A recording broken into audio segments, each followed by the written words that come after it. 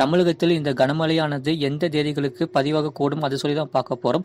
வானிலையும் முழுமையாக கேளுங்க. மறக்காமல் நம்ம சேனலை சப்ஸ்கிரைப் பண்ணிக்கோங்க. மற்றொரு திரைப்படத்தை ஷேர் பண்ணுங்க. கேரளா பகுதிகளில் மேல்நிலவும் வளிமண்டல கீழடுக்கு சுழற்சியின் காரணமாக தமிழ்நாடு, புதுவை மற்றும் காரைக்கால் பகுதிகளில் அநேக இடங்களில் இடி மின்னலுடன் கூடிய லேசான முதல் மிதமான மழை பெய்யக்கூடும். வங்கக்கடலில் உருவாகி இருக்கும் குறைந்த காற்றழுத்த தாழ்வு பகுதி மேலும் தீவிரமடைய வாய்ப்புள்ளது. இந்த காற்றழுத்த தாழ்வு பகுதி காற்றழுத்த தாழ்வு மண்டலமாக வலுப்பெறக்கூடும். இது படிப்படியாக தமிழக கடற்கரையை நோக்கி நகர வாய்ப்புள்ளது. இதன் காற்றின் வேகம் பொறுத்தவரை கடலோர பகுதியில் 30 முதல் 40 கிலோமீட்டர் வேகம் வரை வீசக்கூடும். மழை வாய்ப்பு பொறுத்தவரை வட தமிழக கடலோரம் மற்றும் டெல்டா மாவட்டத்தில் வருகின்ற 20 மற்றும் 21 ஆகிய தேதிகளில் சில இடங்களில் கனமழைக்கு வாய்ப்புள்ளது. தமிழகத்தில் ஓரிரு இடங்களில் மழை பெய்துள்ளது. சென்னை மற்றும் புறநகர் பகுதிக்கான வானிலை முன்னறிவிப்பு. அடுத்த 7 மணத்தில் வானம் ஓரளவு மேகமூட்டம் காணப்படும். காலை நேரங்களில் ஒரு சில இடங்களில் லேசான பனிமூட்டம் காணப்படும்.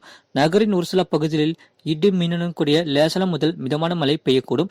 அதிகபட்ச வெப்பநிலை 30 டிகிரி செல்சியஸ் மற்றும் குறைந்தபட்ச வெப்பநிலை 23 முதல் 24 டிகிரி செல்சியஸ் அளவிருக்கக்கூடும். கடந்த 8 மணத்தில் பதிவான மழையளவு விருதுநகர் மாவட்டம் 12 சென்டிமீட்டர் பதிவிற்கு, தென்காசி மாவட்டம் 9 சென்டிமீட்டர் பதிவிற்கு, தென்காசி, சிவகிரி தலா 7 சென்டிமீட்டர் பதிவிற்கு, தென்காசி மாவட்டம் செங்கோட்டை, திருநெல்வேலி மாவட்டம் பாபநாசம், புதுக்கோட்டை மாவட்டம் நாகுடி, விருதுநகர் மாவட்டம் பிளவாக்கல், தூத்துக்குடி மாவட்டம் கழுகுமலை தலா 3 சென்டிமீட்டர் பதிவிற்கு, நீலகிரி மாவட்டம் பாரியூட், தென்காசி மற்றும் கோயம்புத்தூர் மாவட்டம் வால்பாறை பிடிஓ, கோயம்புத்தூர் மாவட்டம் சோலையாறு தலா 2 சென்டிமீட்டர் பதிவிற்கு, அதேபோல தஞ்சாவூர், திருநெல்வேலி, ராமநாதபுரம் மாவட்டத்தில் தலா 1 சென்டிமீட்டர் பதிவிற்கு.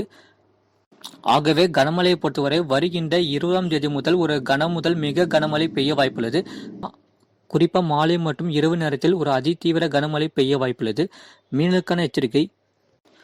அந்தமான் கடல் பகுதிகளில் நிலவும் வளிமண்டல மேலடுக்கு சுழற்சியின் காரணமாக அடுத்த 8ஆம் மணத்தில் தென்கிழக்கு வங்கக்கடல் மற்றும் அதனை ஒட்டியுள்ள அந்தமான் கடல் பகுதிகளில் ஒரு காற்றழுத்த தாழ்வு பகுதி உருவாக இது அதுக்கடுத்த 48 மணி நேரத்தில் மேற்கு வடமேற்கு திசையில் நகர்ந்து காற்றழுத்த தாழ்வு மண்டலமாக தெற்கு வங்கக்கடல் பகுதிகளில் வலுப்பெறக்கூடும்.